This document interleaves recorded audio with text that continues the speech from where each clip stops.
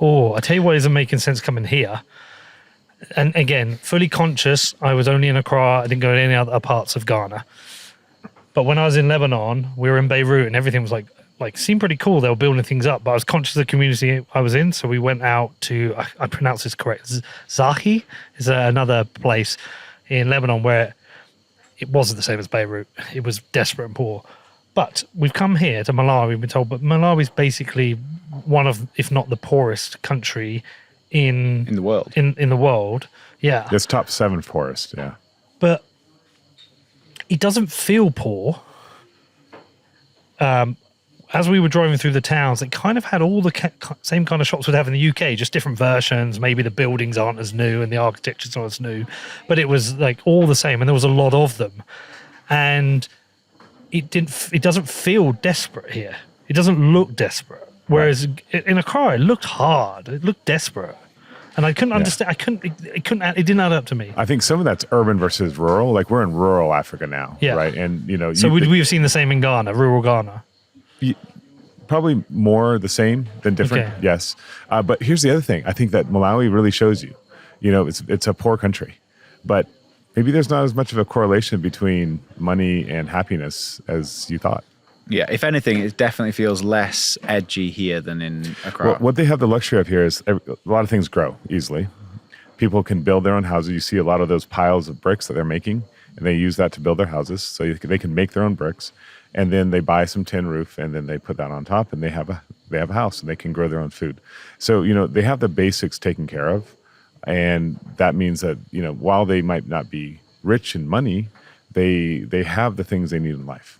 Okay. One thing that really stood out to me, Pete interviewed a lady in the market in Accra, and she said that everyone's now a seller and no one's buying. And that's something that I just couldn't figure out how that's even possible. Like, how has the market not collapsed if there's far more sellers than buyers? Yeah. Somebody's got to be buying. She did say that, didn't she? Yeah, she did, yeah. I think what it is I think she was basically saying because there's no factories, or there's less factories, there's less jobs, less job creation. People are having to hustle. And so, yeah, she's got a lot more competition now. And my assumption is that everyone's reducing their prices, and it's like this race to the bottom. Yeah. Well, yeah. So you get that. In Africa, the market is a cutthroat space. The literal market, right, is a cutthroat space, because it's like you're selling that mop for 100 CDs, and the other person's selling it for 105. People will go and buy the 100 one, even if the quality is lower, right? So, there's a real price consciousness on the continent by the majority of people, and so that affects how that market works as a whole. So it is a margins game. And another thing I'm curious about is why people aren't more hostile towards us, knowing full well the foot on the neck that the West has put on Africa. They don't. Yeah. Do they just not understand? Well, no. First of all, okay, a couple things are at play here. Number one, you represent money. Why would you be mean to the guy who's going to give you money? You're hoping we'll give you money. Okay? But I just expected a bit more hostility. Maybe not, right? Like, again, okay, there's a couple of psychological things going on here, right? Number one, keep what I said in mind. Are you going to be harsh on somebody who might represent money to you? Yeah, fair. And you are living hand to mouth, are you? Yeah, fair. Right? No, you're not, right?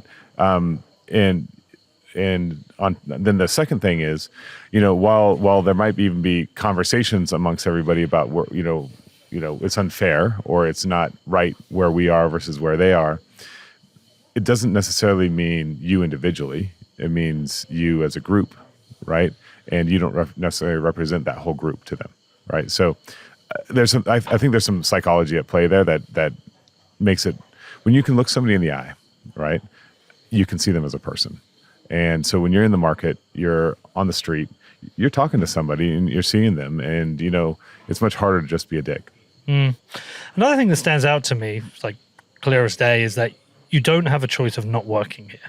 There's no choice here in Accra. Whereas in the UK, if you can't get a job, there's the government are going to support you somehow. We have various programs that help people who've got nothing.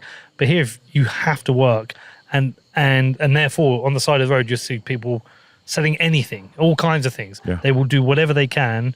They're not too proud. They will just get out there and work because you have to work. And I can't, part of me is like, well, perhaps we've become a little too proud or a little bit too lazy to work, or is it a good thing? We have these social programs. It's probably a mix of the two, but you just have no choice. You have to go out and find a way of earning money or you don't eat. Yeah, it's entrepreneurship born of necessity. It's hustling born of necessity, right? That's what you're dealing with. It's like, you don't eat. Your kids don't eat if you don't do this. So you get out there and do the thing.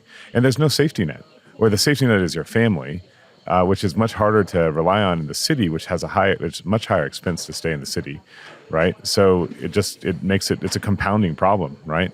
And so, yeah, no, it's rough. And the more the currencies get squeezed, the more that taxation comes down on you. Guess what? It's even worse. Like, guys are hustling and they're really feeling the pinch. I was talking to one of the guys here today, and he was like, people are really struggling right now. Just in the last 3 weeks, things are already hard. And imagine how much harder they are when you lose 44% of your buying power overnight. It's hard to fathom. Anything else for you? Nothing that's standing out. One question on that. I imagine the vast majority of people are like going out and hustling and finding money, especially in like the villages we drove through today.